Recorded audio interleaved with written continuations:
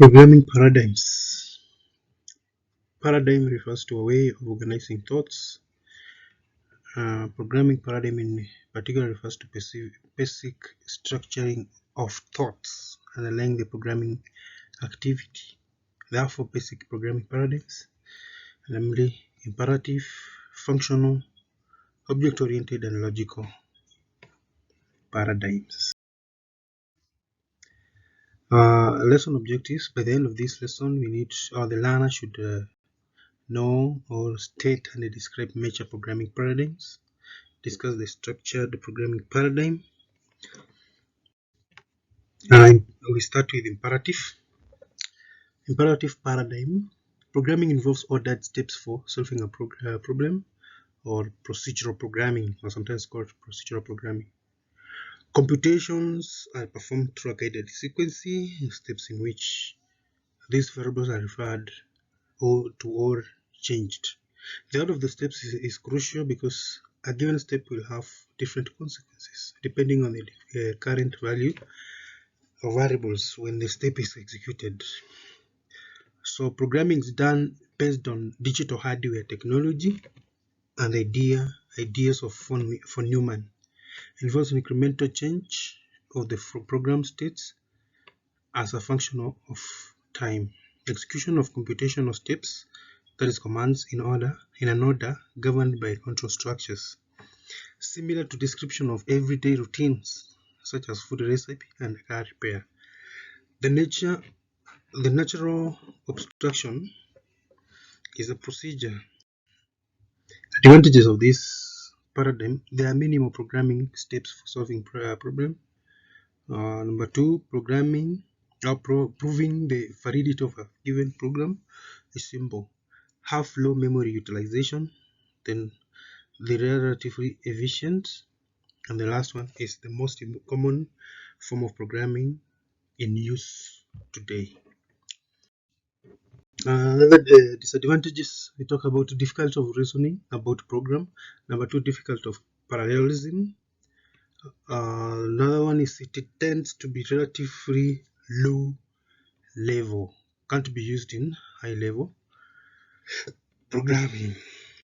Another one is functional paradigm, where program is broken into functions. So under this, we talk about programming involves evaluating functions and using the results. The functional programming paradigm views all subprograms as functions. In the mathematical sense, informally, they take an argument and return a single solution. The solution returned is based entirely on the inputs, and the time at which a function is called has no relevance. In that way, you're saying the output of any given function entirely depends on the inputs and the process to be carried on the inputs. The computation model is therefore one of the functional application and reduction. It is based on mathematics and theory of function. Time only plays a minor role compared to the imperative paradigm, where we're talking about procedure or steps. All computations are done by applying, that is calling a function or invoking a function. Abstracts a single expression to function, which can be evaluated as an expression. Functions are fully fetched data, just like numbers and lists. We have the advantages. So the advantage of functional, the high level of abstraction, which results into fewer errors, not dependent on assignment operators or operations, allowing programs to be evaluated in many different orders, more amenable to mathematical proof and analysis. The disadvantages: less efficient, not useful for problem solving involving many variables or a lot of sequential activities. Object-oriented paradigm. This is what we normally call OOP. Programming involves use of objects and how they communicate using message passing. Based on the theory of concepts, models of human interaction with real-world phenomena, data as well as operations are encapsulated in objects encapsulation. Encapsulation is where we talk of information hiding. So information hiding is used to protect internal properties of an object. Objects interact by means of what? Of message passing. In most object-oriented languages, objects are grouped in classes, and a class is a group of objects with the same characteristics, and also provides for class extension, an extension what we call the specialization and even generalization, which we'll look at in module 2. Advantages: allows inheritance and enhanced code reuse. Number 2, provides higher degree of modularity. Modularity is where we break the big task into small tasks, which we call modules. Allows information hiding, which we call information hiding. Disadvantage: the programs are generally larger.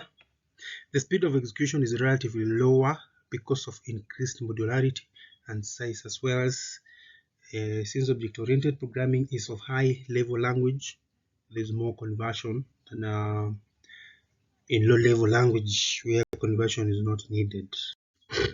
Logical paradigm: programming involves answering questions through search for solutions. The logical paradigm fits extremely well when applied in a problem domains that deal with the extraction of knowledge from basic facts and relations. Based on automatic proofs within artificial intelligence, based on axioms, beliefs, inferences, rules. Inferences is how the AI reasons and queries. Program execution becomes a systematic search in a set of facts, making use of a set of inference rules, where we talk about the information in the world against the information in the brain, using the past experience. Advantages: good support for reasoning about programs, can lead to concise solutions to a problem. Disadvantages: difficult to see what is actually happening computationally, slow execution, difficult in understanding and debugging larger problems. Structured programming: this is a discipline of procedural programming and imperative programming paradigm. It works under the concept that programs use 3 control structures, namely decision, sequential or sequence, and loops. Using this paradigm, programs can be broken into small modules, subroutines. Hence, it is said to follow modular programming. There is no use of go-to statements, which is being used by unstructured programming. It follows the principle of divide and conquer rule. Advantages of structured programming: complexity can be reduced using the concept of divide and conquer. Logical structures ensure clear flow of control. Increases productivity by allowing multiple programmers to work on different parts of the project independently at the same time. The modules can be reused many times, thus saving time. It is easy to update or fix the program by replacing individual modules rather than larger amounts of code. A disadvantage of structured: since go-to statement is not used, the structure of the program must be planned carefully. The program lacks encapsulation since we've said it is unstructured. The same code repetition, code reuse. It lacks information hiding, abstraction, and also in what we call encapsulation. Change of a data structure will require change of many places throughout it, and so changes become difficult to track. We have 2 approaches, which we call top-down and bottom-up. So top-down approach involves breaking the overall procedural task into component parts, modules, and then subdivide each component module until the lowest level has been reached. It is also called top-down design or top-down decomposition. The approach begins with the formulation of the overview of the system, but no details are given. Then the first level subsystems are specified, but again no details are given. Each of the subsystems is then redefined or refined to lower level subsystems. This proceeds until the entire system is reduced to base elements. This approach is useful for brand new systems. This methodology consists of hierarchical structure where details are added at each level. The next one we have is bottom up, the opposite of the ladder. In this design approach, the individual base elements modules of the system are first specified in great details. It involves writing the basic procedures of routines that will be necessary for some point in the program or in the programming, and then work up to the more complex part of the program. This methodology therefore begins with the description of the lowest level system components and how the components are assembled to form higher level systems components. This approach sometimes is used when reverse engineering a design, i.e. when we are trying to figure out what somebody else designed in an existing system. Non-structured programming is the opposite of structured. This one uses the go-to statement. It also uses the three control structures. There is